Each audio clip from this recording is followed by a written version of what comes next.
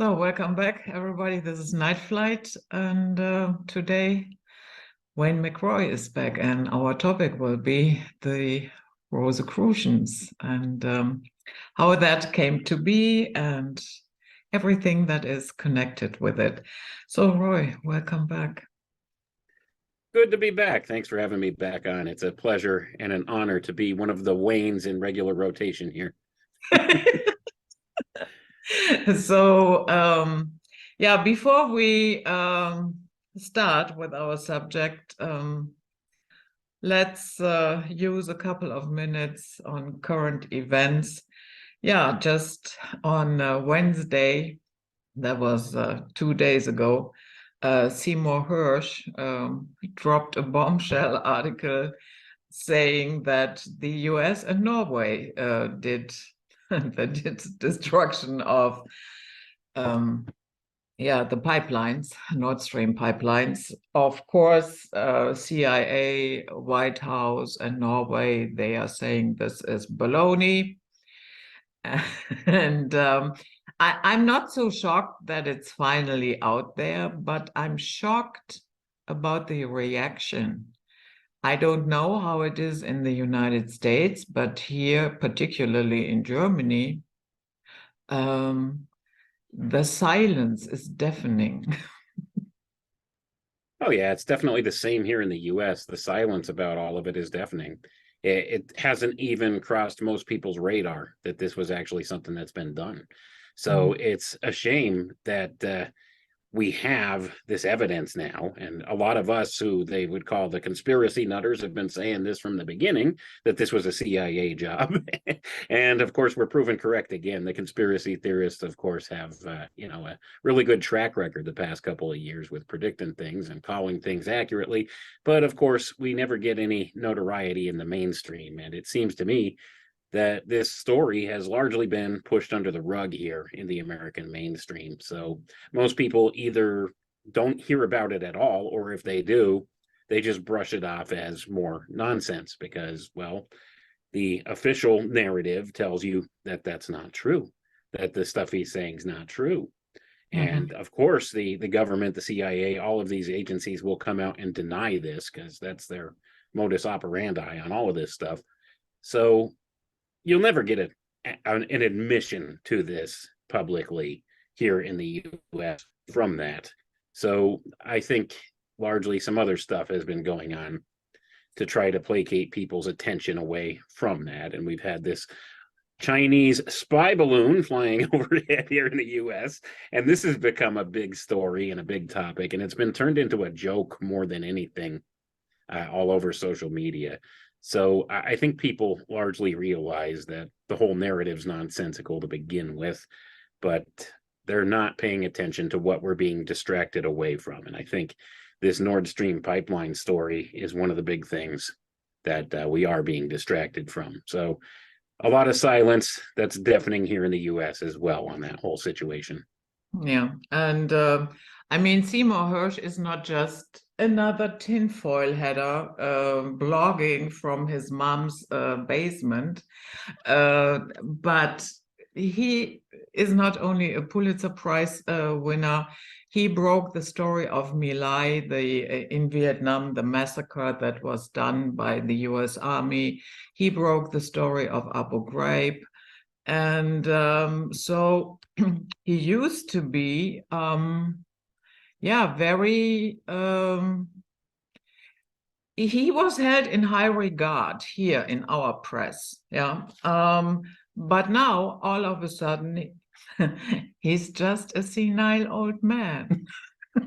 Amazing how that is, isn't it? Somebody that once held an awful lot of respect in the community, in the media community, in the media conglomerates. Now, all of a sudden, he's a senile old man that is just making stuff up. I guess that's what they're claiming with it. I can't see how somebody can't hear this and be concerned or at least demand some type of an investigation. But like I said, largely here, the American public hasn't even heard about this. Your average American citizen doesn't even have the first clue. They probably couldn't even tell you what a Nord Stream pipeline was. So, and that's the sad state of affairs because it highly affects everybody over there in Europe and in that area of the world. And we're ignorant here in the US, and that's on purpose. We're made ignorant by these systems that the power players have put in place here. So we're kept in the dark about so much, and we get just very skewed coverage of just about anything that happens elsewhere in the world. It's so bad you can't even trust what you're seeing on social media most of the time either here, because it is so skewed and censored and everything else. And the censorship game has been going on for quite a while now. So it's a sad state of affairs that people here largely are completely unaware of this stuff going on. And the ones that are aware just are so indifferent to the whole situation that it doesn't even make a bit of a difference. And that's the sad state of affairs here. We've been engineered into a place of complacency where it's, there's nothing I could do about it anyway.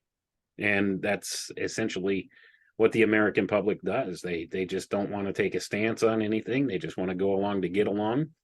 And here we are. And the situations just keep getting worse as this goes on. And we're just totally indifferent to different areas of the world, even though it's done in our name, a lot of this stuff.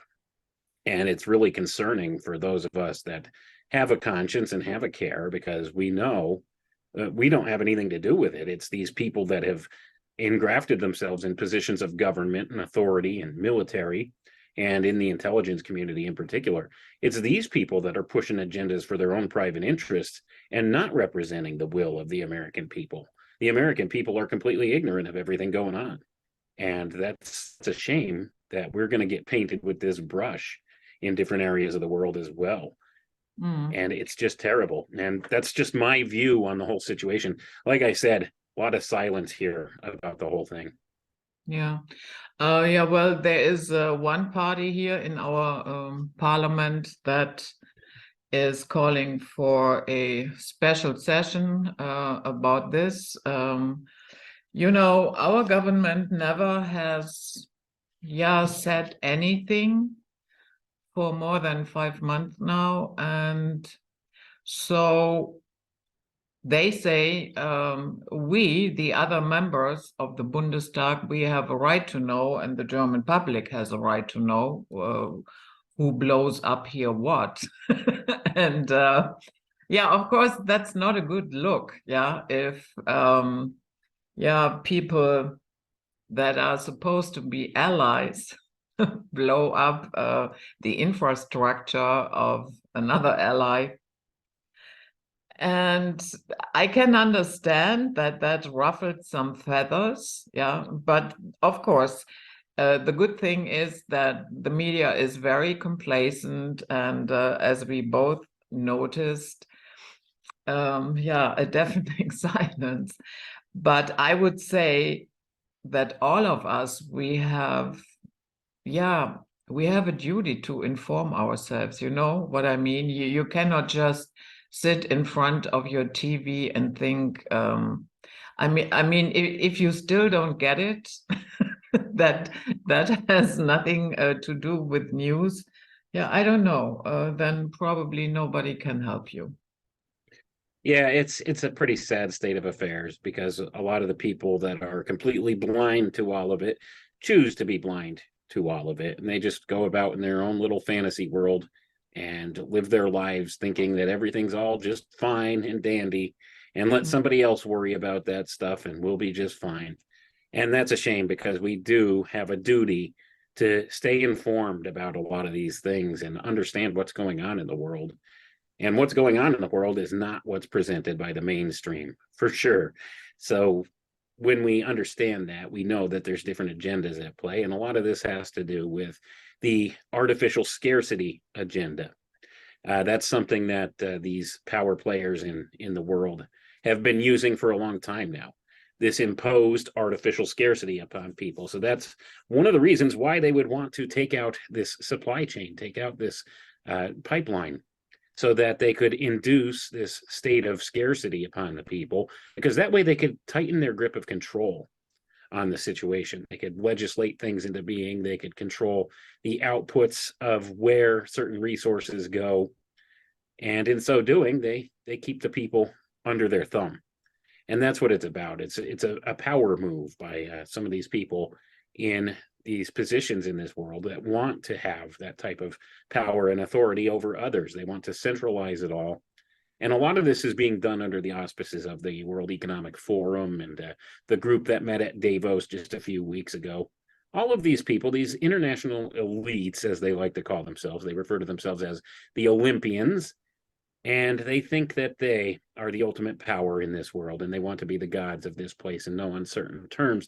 So this is actually a pretty good segue over to what our topic is tonight about the Rosicrucians, because all of this ties back to the teachings that come from Rosicrucianism, as well as the other places that the Rosicrucians designate much of their teachings from. So it all relates. So even though it may seem like unrelated topics here, talking about current affairs and political moves and, blowing up pipelines and all of this stuff that goes on in the mainstream theater, and it is all theater, it definitely relates back to the secret society groups and the mystery school teachings and all of the different things that are inherent in that group. So it's definitely a good segue here. So even though it seemed like off topic, it's good that we opened the show that way. Yeah. So when we look at, spiritual traditions, religions, anything that would fall into those categories, usually what comes along with it is some kind of promise. Yeah, if you follow this path, then your reward is this. So what is it exactly with Rosicrucianism? What is promised? Well, just like all the other secret society groups, what's promised is, well, you'll achieve what's called apotheosis at some point, where you will transcend what it is to be human here and become a sort of god. You'll become something beyond human, that you will elevate spiritually. You become illuminated or illumined, as they like to say, and you will transcend this place and become a being that is not bound by the limitations of 3D reality here. This is what they promise, and they always dangle these carrots before people of all this secret knowledge that they allegedly have, and they'll just keep egging them along down the paths further and further to disclose some of this information for people. But the biggest secret at the top of all of it is the secret on how to control other people, and this is what they're masterful at. So they use these types of methods like initiatory rites and stuff like that to influence the human mind in certain ways. And they keep stringing along these candidates to make them believe that they're part of something greater, that they can achieve something greater, and that they can, possibly have worldly power and prestige. And in the conclusion of things, that they'll elevate beyond this place. So a lot of this stuff undergirds all the teachings of the secret society groups, because they all teach very similar things. They might have different names for certain concepts, but it's all the same concepts being taught throughout all of these different secret society groups and or mystery schools. And this is where all the teachings come from, is back in the ancient times, there were these mystery religions and mystery schools that were headed up by a secret priestcraft that actually ran things in this world, and they kept various secrets from the people to maintain power over them. And all of this has allegedly been passed down from generation to generation in oral tradition through these secret society groups, and eventually wound up in the hands of the Rosicrucians. And this is just one iteration of this secret brotherhood that stretches all the way back into antiquity to the mystery religions. And this is the main current of knowledge that's come forward in Western esotericism, is through the Rosicrucian stream here. Now, there's also the Eastern traditions. There's Eastern esotericism as well. And a lot of the theosophists tried to latch onto that and merge it back with some of this Western type of esoteric teaching. But the Rosicrucians, this is where most people in Western cultures get their occult or esoteric teachings from, is this same stream that the Rosicrucian stream comes from.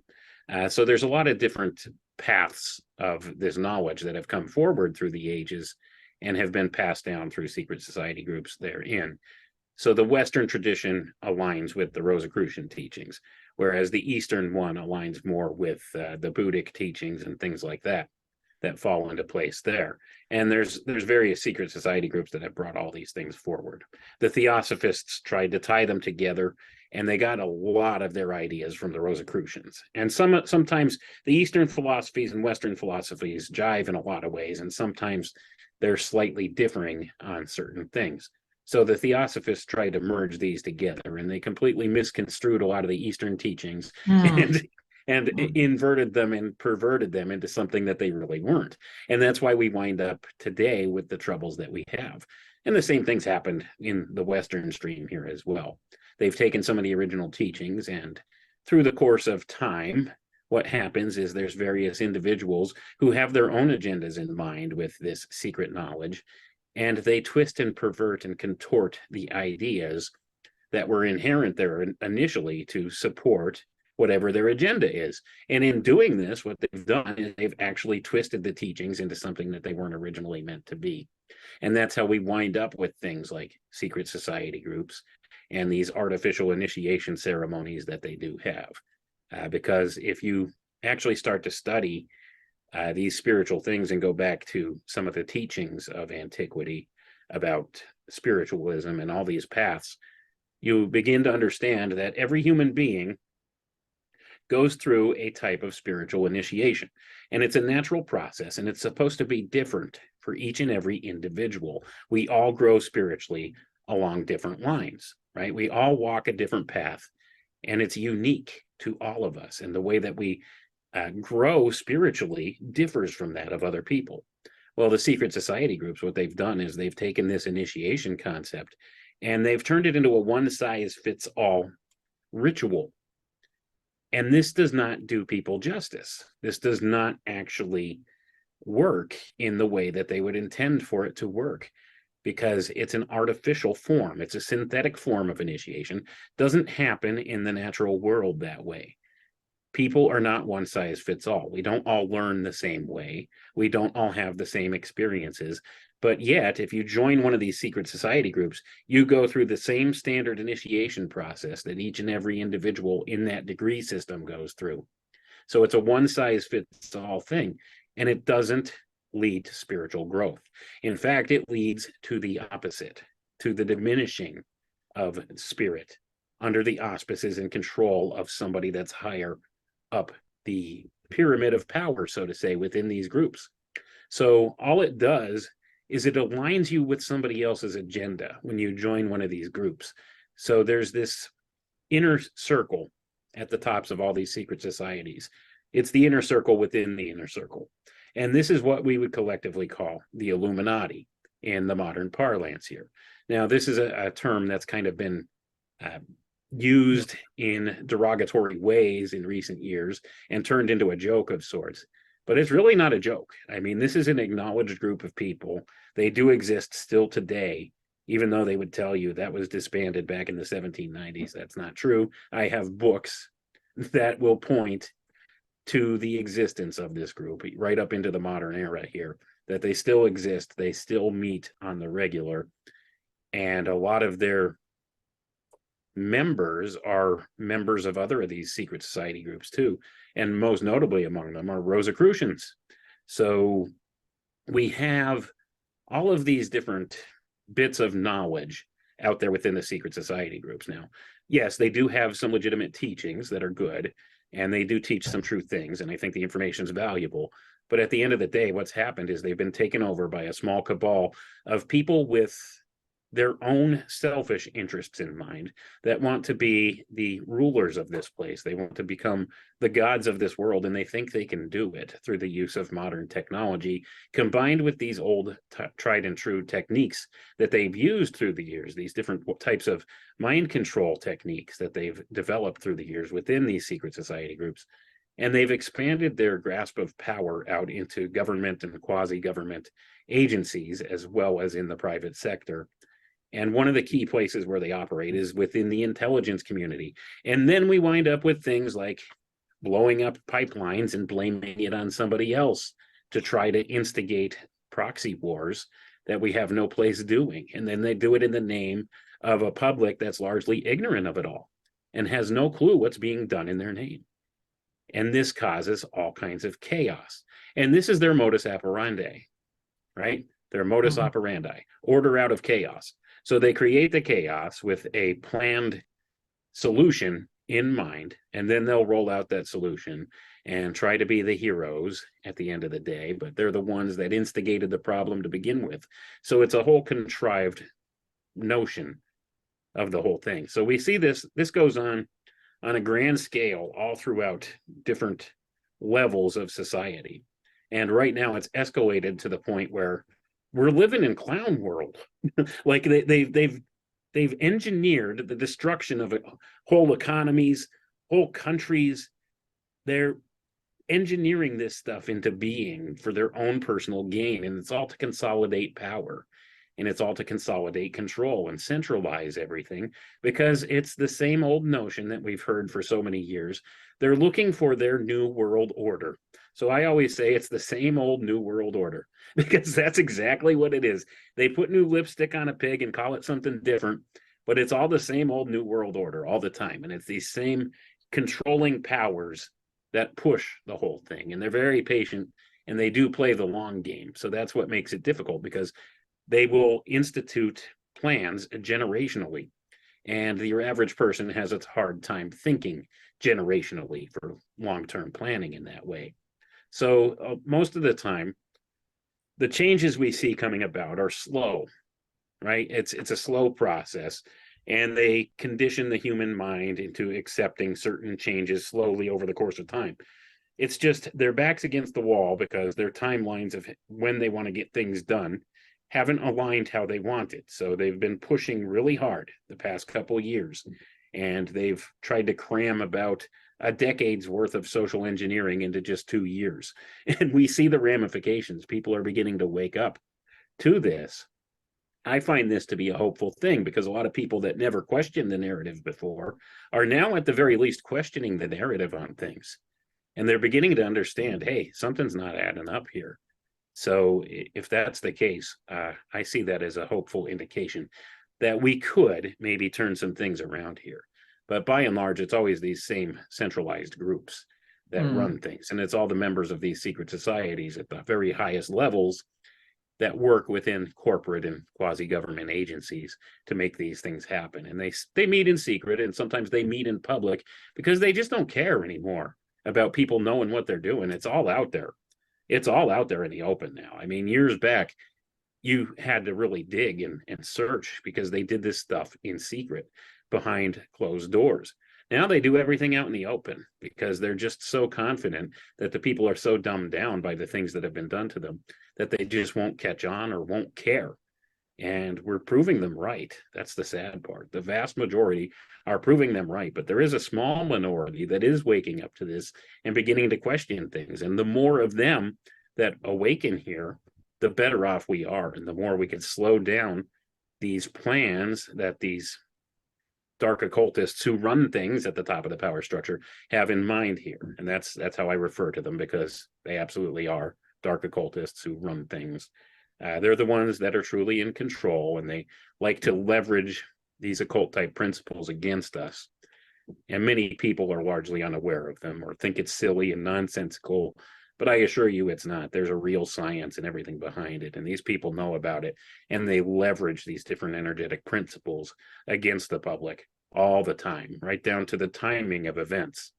So that's the bottom line with all of it. And absolutely, this ties back to teachings within these brotherhoods, and notably the Rosicrucians. So I know I seem to have tangented it a little bit there, but it all relates. Yeah. So would you say that that is a homogeneous group? Because there are a couple of organizations. One that is probably well known is Amorg, the ancient mystical order of the Rose Cross. Then we have the Golden golden and I forgot that. Golden and rose. Yeah, Order there's of several the different golden. groups. Mm-hmm. There's several different Rosicrucian groups. The AMORC, the AMORC, that's a popularly known one. And then there's another one. Yeah, I forget what their exact name is, but I know what you're talking about. There's several different branches of Rosicrucianism, and one always claims that the other is disingenuous or not the true Rosicrucian Brotherhood. Each one accuses the other of that, even though they teach a lot of the same things and they have just different leadership. One of the branches was heavily influenced by Theosophy, and the other one has been heavily influenced by Freemasonry and has also in turn heavily influenced Freemasonry. So when you go back and you look at this stuff, a lot of it ties back to the old alchemical teachings. So a lot of it's about alchemy, and a lot of the misconceptions that have come about through the secret society groups have been a misunderstanding of alchemical teachings, a misinterpretation of different texts that were brought up in the alchemical context, but they misinterpreted it and took it a little bit more literally than what they should have, and they've perverted a lot of these teachings into something that they were never intended to be. So a lot of what goes on within these secret brotherhoods is what you would call a type of meta communication. They communicate using something they call the green language. This is familiar in Freemasonry. There's other names for it too. It's called the green language. It could be called phonetic Kabbalah. That's Kabbalah spelled with a C, because there are distinctions between the different spellings of Kabbalah, and most people are unaware of that. So the phonetic Kabbalah, this is the green language. It's also known as the language of the birds. There's various names for it. And what it is it's a symbolic language. It's tying different symbols together in a sequence to make a reference back to usually some type of mythological archetype. And if you're not familiar with that archetype or with that mythology, you'll completely miss the meaning. But if you have the cipher to translate that, and usually this goes back to a teaching of what we call the classics, which would be your myths of antiquity, your Greek myth, and especially the Romanized version of Greek myth. If you understand and have a background in those and know the stories, then you will catch the context that's being conveyed in the messaging. So Okay, oftentimes, could you give one example of a green language? of a green language, okay. Well, a lot of times they use this as a type of meta communication, like they will allegorize something in some type of a statement, and you won't catch the meaning unless you're familiar with the statement. So a perfect example I could give of something like this is if you go back, and we actually did a whole episode on this on Crow 777 Radio way back a couple of years back, where we pointed out the whole advent of CNN and the 24-hour news cycle is based upon the old myth of Veritas. Veritas down the well, truth down the well, wherein that they vowed at that time that they would never tell you the truth ever again, and everything they would tell you would be a lie, would be a false dichotomy. And the perfect example of this is the news story that they used to do this, to launch this platform into a 24-hour news cycle. And this was the very first one that did this. And this is how the 24-hour news cycle was born in the 1980s, was through the advent of CNN. And they did this through the story of baby Jessica down the well, which was, if you had the eyes to see, an allusion back to the story of Veritas down the well, truth down the well. And there's a story that goes along with it where Prometheus made a model that was a statue based upon Veritas. He made a duplicate, a living statue, but this statue lacked feet. So the feet represent a foundation, and the foundation being truth.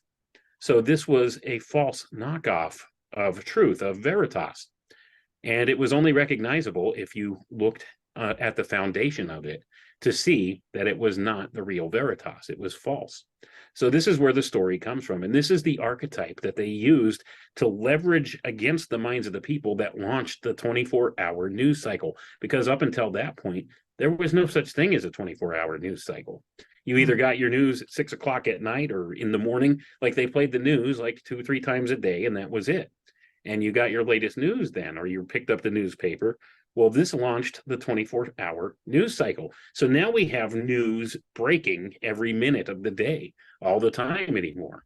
And this was the archetype that was leveraged to bring that into existence. But if you didn't have a basis in understanding what they were conveying in that story, which much of it, honestly, if you go back and look at it, could have been contrived in certain ways.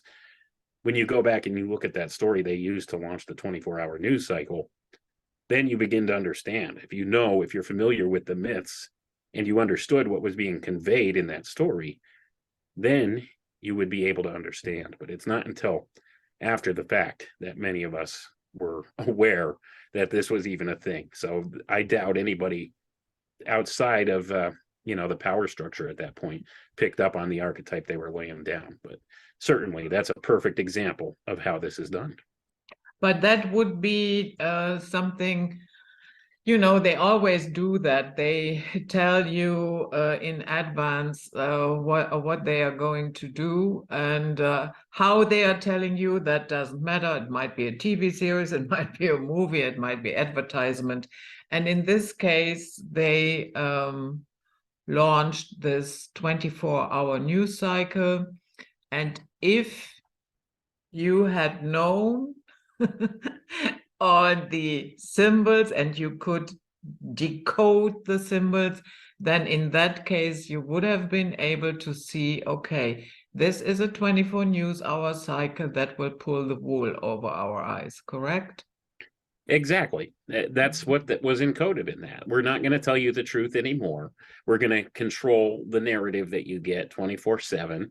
And that's what it's about, because after that point, news media lost an awful lot of credibility. So we used to have like the Walter Cronkites of the world, and these people that the American people in particular trusted very distinctly to deliver the news, or Dan Rather and those type of people. Well, now we don't really have anybody that comes across as being genuine. And that's the whole point. Now we have this 24-hour news cycle wherein we're fed lies 24/7, and that's the end of the story with all of that. So now we could be assured that whatever's coming across the TV screen is contrived or a lie or disingenuous at best. So with that being the case, this is what had launched that, and it's a leveraging of this archetype, the mythological archetype. And there's a huge deal of importance in mythology and in the idea of the archetype. It has a real energetic power and effect on the human mind.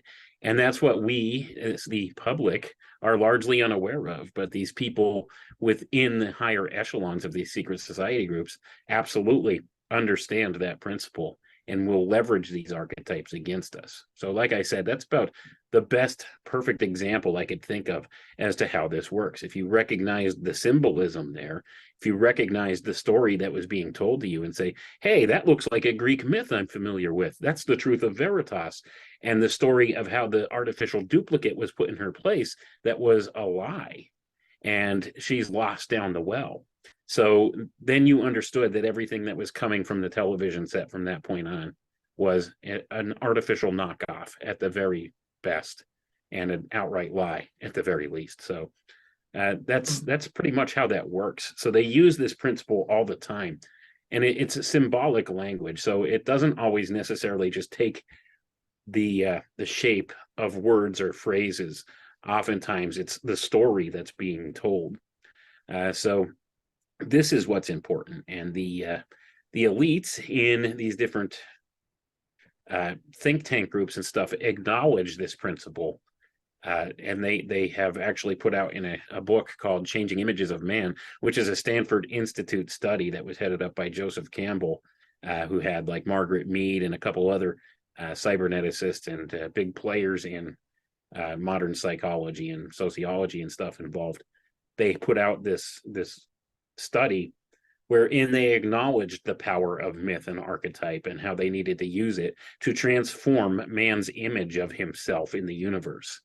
And they were using this to try to steer the future, what man would identify himself as in the future, what his image would be. And the idea of the image is also a hugely important thing, because this ties back to the archetype idea. So it's an important concept, and they acknowledge it in these think tank groups. So they know these principles exist, and they know how to use these principles, and they do use them against the public, who are largely ignorant of it. But if you're aware of these principles, they have less effect on you that way. Like, see, if you understood the story that was being told to you in that instance, then you would know right away, okay, they're going to start lying to us now 24/7 about everything. Then you would know, okay, this is all just for show. This is to promote our agendas. Like, if you were an insider on that, this is to promote our agendas. And then you'd be able to look and see, okay, I know what they're doing here. I know what they're doing there, just based upon the fact that you know now that everything coming across the TV set's a lie. So that's what they did. And that's the power of the archetype. But that does not mean that every, let's say, news anchor, every journalist that works there is in the know. They are just like useful idiots, correct? Oh, absolutely. The vast majority of people don't know or understand what's going on. In fact, most of your newscasters, they're just reading their teleprompter. They're just reading their script that they've been given. Most of the news is actually written by these newswire services. There's a select few newswire services in this world, and this is how news gets disseminated. And all you have to do is go on YouTube and look at the compilation of these different news stories, where you'll see the newscasters from all the different local areas saying verbatim, word for word, the exact same script. That's because your news is packaged by newswire services and handed down and read off a teleprompter by these newscasters. So that's what's done. Like, there's AP Newswire, there's Reuters Newswire, CNN has its own newswire service. So there's maybe about 6 or 7 big newswire services that generate all of the news. So all of the news stories come from one of these centralized newswire services, and you can understand how this disseminates down. So you're being programmed by the same small group of people that are running these different newscasts. So your local anchor is probably clueless and just thinks they're doing their job and they're doing a service to humanity by letting you know what's going on in the world. And this stuff may or may not be going on in the world, and that's the bottom line here. We're taking the word of these newswire services. So that being the case, they could steer the narrative whatever direction they want. Yeah. So when we look at Mr. Christian Rosenkreutz, so there are a couple of conflicting stories out there. On the one hand, allegedly his tomb has been found. On the other hand, people are saying he is a total fictional character, and on it goes. So what say you? Was he real, or is that a totally made up story? I think he's a construct, much the same way the Hiram Abiff of Freemasonry is a construct. It's an allegory, you see. It's an allegorical tale. So that's what's been done here with Christian Rosenkreutz. And you'll take notice that if you ever did any study on what's called the Georgia Guidestones, which just last year were destroyed and toppled over, you would know that the person who had them erected, who paid for it and commissioned them to be done, he gave the nom de plume Christian Rosenkreutz. Well, so we understand there's ties back to the secret society groups as well with that. And what this was, for those not familiar, the Georgia Guidestones, they had written in, 10 different languages or something on there, the goals of the New World Order, which would be maintain the population in perfect harmony at 500 million or less, and all of these different ideals written in stone, in a Stonehenge type of a monument built in Georgia. Well, this was toppled last year. Gee, I wonder why. But, I guess they don't want people catching on too quickly there. But this was commissioned and built in 1980. And it was commissioned by a gentleman who used the nom de plume Christian Rosenkreutz, and nobody knows for sure who it was that commissioned this thing to be built.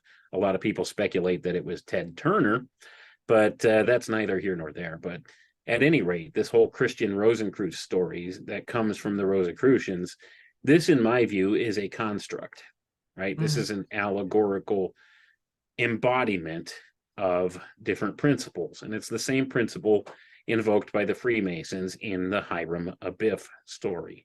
So this is a fiction of sorts that's tied up with some real symbolic type meanings involved with it. Because it can't really be determined for sure who started what secret society groups, because they date all the way back into prehistory, as far back as we could look. Nobody knows who started the first one. And so nobody knows where all of these teachings came from originally. And a lot of people speculate they came from the remnants of Atlantis and found their way back through ancient Egypt and through the ancient Chaldean areas and stuff like that, and were brought forward into the times today. So with that being the case, we don't really know for certain where a lot of these teachings come from, or who the founding members of certain secret society groups really were, because a lot of them will use a fictionalized character as their founder, much like Christian Rosenkruetz or Hiram Abiff. All of these different types of personages, personas, I guess is the better word, that they put forward to embody the teachings of the group. So a lot of this goes back to some treatises that came out in the late 1500s and early 1600s that talked about the alchemical wedding of Christian Rosenkreutz and that kind of thing. So there was always this figure attached with the Rosicrucian ideas, but whether he existed as an actual person or not, that's up for debate. Like, I don't know if there was an actual person that was named that. I guess it's possible, but largely anything we have about them now would be a mythology of sorts. It's turned into its own mythology. Same thing with the Hiram Abiff character. This is not somebody that's ever been proven to exist, but it was based loosely on a figure that was named in the Bible, talking back about the building of the Temple of Solomon. And that was Hiram of Tyre, who was a real person who was involved in the building of the temple. But it's also said that there was a master builder who worked under him named Hiram Abiff, and this is where the legend comes from. So largely a lot of this stuff is based upon legend, and there may or may not be a real figure associated with that, but any stories we have of them now are largely based upon the legend or the mythology that grew out of that. And I think it's the same for this Christian Rosenkreutz. I don't think it was an actual real person. I think it's just the wordplay going into it with the whole idea of the Rosy Cross and the symbology involved with that. So they embodied that into a persona and used that to promote the ideas of the order and claim that this was the founder of the order. So I would say more likely than not a real person. Yeah, okay. So we have these three manifestos, the Fama Fraternitatis, Confessio, and the so-called chemical wedding. From what I understand, all three have hardly more than 25 pages, but it's supposed to be the the basis of their belief structure. And funny enough, this gentleman, Johann Valentin Andreas, he later on mocked the Rosicrucians, but held in high regard these manifests. So have you ever read them? Fama Fraternitatis, Confessio, Chemical Wedding? Yeah, I've actually gone through some of both of those, and I've done broadcasts covering some of the ideas and stuff inherent there. A lot of this ties back to some of the teachings of Paracelsus and older alchemical ideas. So they've taken these tracts, and that's what these were. These were tracts that were circulated around, I believe it was Paris, back in like the early 1600s or something. And this was what really brought to the surface this Rosicrucian group and led to the foundation of this Rosicrucian group. So they took some of these old ideas and they've latched on to them as a core of their teachings. And a lot of it always ties back to the same things that the other secret societies do. You have these same occult foundational teachings underlying all of them. And like I said, a lot of them tie back to alchemy. So alchemy is a very difficult subject because they use so many different replacement words or symbols to represent other things as part of the old processes. So when they're talking about things like mercury and sulfur and salt, they're not really talking about literal mercury, sulfur, and salt. They could represent something entirely different, and depending upon each and every alchemical working that's going on, they could represent something different entirely. So this is the thing that gets a little convoluted and confusing, because those original tracts referred back to these alchemical things and used the symbolic language. So only those who had the cipher to understand what was being said in those alchemical workings, in particular alchemical workings, would understand what was being communicated there. So they based a lot of their teachings on the old alchemy. So the old alchemy and natural sciences are what the Rosicrucians based their teachings on. And these couple of tracts, these were only the things that really popularized the movement. There were allegedly some of these that, like I said, brought forward some of the ideas of Paracelsus and others, and we're bringing them into the forefront in the mainstream of the social movements of that time.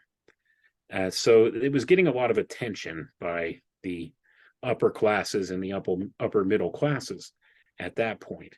So they were paying more attention to this stuff. And this was one of the things that really launched the Renaissance ideologies, because they brought forward many of these old ideas and they merged them with more modern scientific thinking. And they brought about different things like chemistry, like the advent of chemistry is based upon alchemy, as we know, but they tried to quantify them in more specific ways and turn them into a more scientific type endeavor as we would view it in the modern era here. And in so doing, they lost a lot of the nuance of the old language. So that's a lot of what's been done too, because if you start to study alchemy, you understand that there's so much nuance involved with it that most people don't have the first clue about. So it's a very complicated topic for people that aren't familiar with it. But this is where the Rosicrucians got their ideas, from these old alchemical tracts and from the teachings of Paracelsus, and they brought them forward. And some people would argue that this came from various other secret society groups that predated them. And that's a very real possibility. This is one of the esoteric streams of knowledge that's been brought forward. So these ideas were lifted from Paracelsus and others and put forward through this new stream of knowledge called the Rosicrucians. And they saw this as being a period of enlightenment. When they were passing around these tracts, they started endeavoring more into the study of alchemy and these old natural sciences and making them into a more modern scientific paradigm. So that's what was done largely then, and they still kept to the roots of the ancient teachings in many ways, and they taught within their orders about these things. And this is all where the initiation process and things like that come into being, because what was done largely in the name of alchemy going back at the advent of the church age, they were allegedly hiding some of what they're really talking about because they didn't want to be like put to death as what do you call it, heretics or something like that, with the things that they were teaching. So they symbolized a lot of what they were doing in language that just sounded nonsensical to most people. So you take 3 parts of mercury and you use the 1 part of sulfur, and then you do the blackening process, the negrito process. And then when you get to the red, it's like, so if you don't understand the alchemical language, that's largely because it was coded so that your average layman wouldn't understand a word of what's being said. So what's happened over time is secret society groups, and notably the Rosicrucians, captured hold of this, understood that there was underlying symbolic meaning in the things being said, and proceeded to keep that from leaking out into the public. So that in turn, what they did is they took many of these old natural alchemical teachings, turned it into a modern science, but they separated out the spiritual component thereof that they didn't want the public largely aware of. And then they tried to do an about face in the public view and make the public look at this in a way in which it looks nonsensical or silly or superstitious or backwards, that kind of thing. So this is what has largely been done. So when you hear about alchemy, you're thinking, oh, those were backwards, people who didn't know anything, and they were thinking all wrong. And we know with our modern science now how this stuff works and all of this. Well, this was put in place by the secret society groups because they didn't want people to learn the true alchemical secrets of things or the spiritual component attached to the modern chemistry. And that's where our pharmaceutical companies and stuff today come into place, because they use this modern chemistry, which has the separated spiritual component from it, and they don't do the full process of alchemy. And this is why we have so many problems with our medical system and stuff like that, and with these things, because they only do half of the alchemical process. They do the breaking down process. They don't recombine and exalt the materials. If you understand alchemy in any way, shape, or form, you'll understand what I'm saying. If you don't, it might not make a lot of sense to you. But in alchemy, what happens is you do several steps in the process where you will break things down into their constituent components. I can't speak. Their constituent components, and then you will purify those and then recombine them in what's called the alchemical wedding or the alchemical marriage and make an exalted product. Well, this is not what's done in our pharmaceutical industry. They do the breaking down process. They don't ever do the purification or the recombination into the alchemical wedding. And this is how natural science works, and it's based upon natural law principles. And this is what's been hidden from the public. So we have our allopathic medicine now and our pharmaceutical companies, which do a portion of this process, but they only do the destructive part. And destruction reaps more destruction. It doesn't give you any true rebirth or recombination or new life. And this is wherein a lot of the problem lies. It's a spiritual component that's missing from our modern chemistry, that's been hidden from us on purpose by some people at the topmost levels of many of these secret society groups that want to keep that knowledge hidden from mankind. Because if we have that knowledge, then they don't have power over us anymore if they can't leverage that kind of thing against us, which is largely what's been going on for many, many centuries now. You have this select group that has entrenched themselves into positions of power and authority, and they've kept hidden some of these principles from the public. And in keeping secrets hidden from people, by holding secrets over people, by having secret knowledge that your average person doesn't have, this gives you a type of leverage or power over them. If you know something somebody else doesn't, you see. So this is something that's been used by these people within the secret society groups first, and then largely branching out into what we would call the ruling class today, or the elitist class today. And they keep some of these different ideas hidden from view. But thankfully, with the advent of the internet, now a lot of this information can be found at the touch of a button.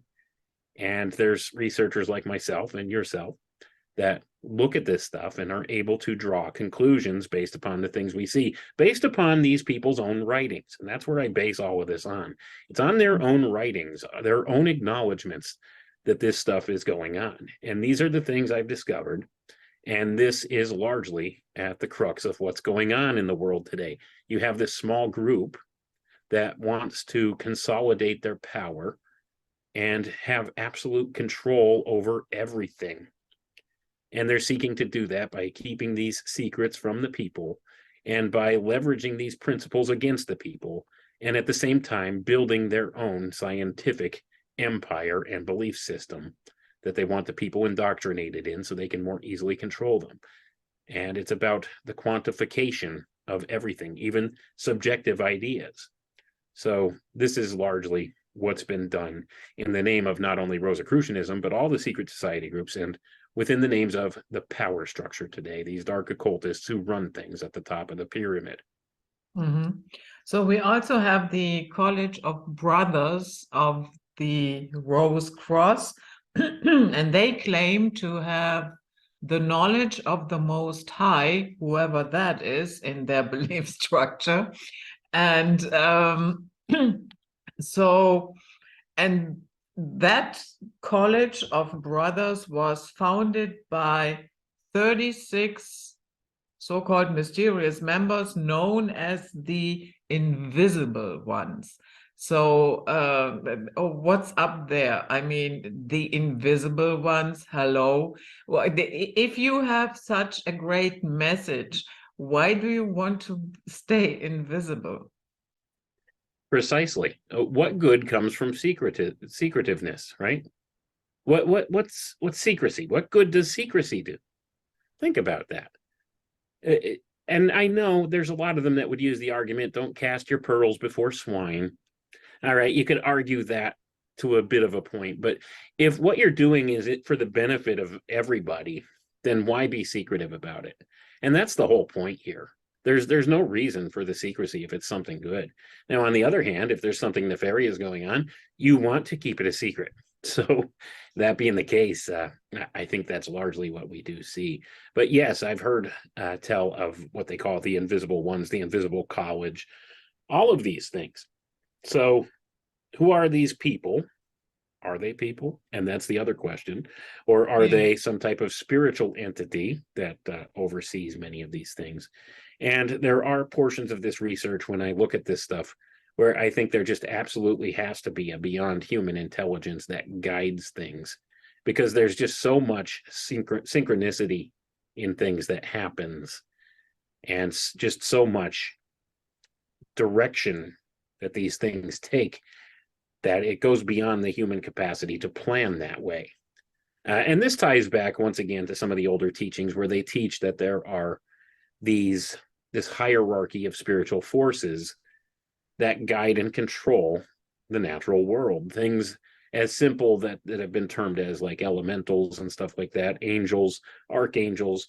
There's this whole hierarchy, especially within the Rosicrucian teaching, of all these different levels of beings that control and guide processes here on Earth. And I would think that at some point, perhaps some of these forces, entities, intelligences, spirits, however you want to view them, have actually influenced people in positions of power, and influenced people on smaller scales too, to bring about certain changes in this world. So a lot of these influences we do see all the time, all around us. And we have to acknowledge there's a spiritual side to reality. And that's what a lot of the controllers of this place don't want us to acknowledge. They've taught us to think in strictly the hyper-materialist type of viewpoint, thinking of everything as a material world process. The whole concept of consciousness itself even being the byproduct of the electrochemical activity of your brain and brainstem. That's what they would like us to believe that consciousness is. It doesn't hold up to scrutiny, though, because there's just so many things that are inexplicable in that way. But this is what their whole goal is. They want to quantify those properties, and they can only do that by assigning some material world value to it. And that's wherein control lies. Because if you can quantify something, well, then you can formulate a measure of control over that thing. So they want to take these subjective ideas, things like consciousness and the human will, the spirit, the soul, all of these things, and they try to quantify them so that they could come up with some type of a process in which they could control them. And this science is called cybernetics. It's the science of whole systems control. So this is what's been done, and it's been done by these dark occultists, as well as those in the mainstream scientific community. They seek to quantify everything. And we're experiencing right now the digitization of human consciousness and the digitization of the entire world. We're going from being an analog creature in an analog existence to being digitized in a sense, bought into this whole control system, this paradigm, this computerized network of things, this synthetic artificial knockoff of the natural world, a completely artificial world. And this is where ideas like metaverse arise from, and all of these different concepts. So this is what they have in mind.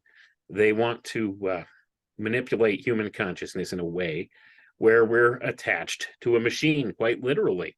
They would like for us to be able to attach our consciousness through some type of a computer chip or a Neuralink device or something like that, a BCI, brain computer interface, with the computing cloud, and build what they call a neocortex for everybody that's attached to the internet. This way they have direct access to your brain, they have direct access to your thoughts, and can control those thoughts, not only monitor them, but control them. It's a two-way interface. And this is what they're seeking to do. This is why they have this strong push for the transhumanist agenda, and this strong push for AI, artificial intelligence, this strong push for, these virtual reality worlds, and building this new Web3 infrastructure that they're building. That's the new internet that's coming, by the way. A lot of it's based upon blockchain technology. And this all transcends back to these occult teachings and these spiritual concepts once again. So they've tried to separate out these ideas in people's minds. They don't want people to think in spiritual terms about technology. You see, they just want you to think strictly, okay, in the material world concept here, that we're advanced enough in our technology and we're so super smart with our modern science that now we have the potential to upload your consciousness into a machine where you can live forever and exist in multi-bodied reality, or in whatever type of a container you would like to exist in. And this is what they're looking for. This is the fulfillment of what they see as the great work. And a lot of this ties back once again to the older teachings, and it's a perversion of the older teachings. So this is what they've done. They've inverted what the original teachings have meant in the past, and they've turned them towards something that has been weaponized against the masses at large. So it's all about their own personal gain. And I'll tell you one thing for sure: there's no place in their new age for the profane. And that's you and me. If you're not a member of their clique, of their little secret group, you're the profane, and you don't belong in their new age. And these transhumanist technologies that they are seeking to develop will not benefit you, although they will be promised to benefit you, because they have to have the people bought into the idea and working on it and working towards it, thinking it's going to benefit them in some way. And it's not. It's all about more control. And I've found through my studies and my looking at this stuff that it's about the depopulation program. Once again, the whole idea of the great culling. And it's always these same ideas that keep cropping up. Like I said before, same old New World Order. So the deeper you dig, the more of this stuff you find. And it all reinforces these ideas that have been circulating around for many years now. So believe it or not, we already finished our first hour. And in the second hour, I would like to dive deeper into the entire symbology, and also talk about one thing that is called a starfire ritual. And this was it, the public hour, and we see the patrons on the other side. Bye-bye.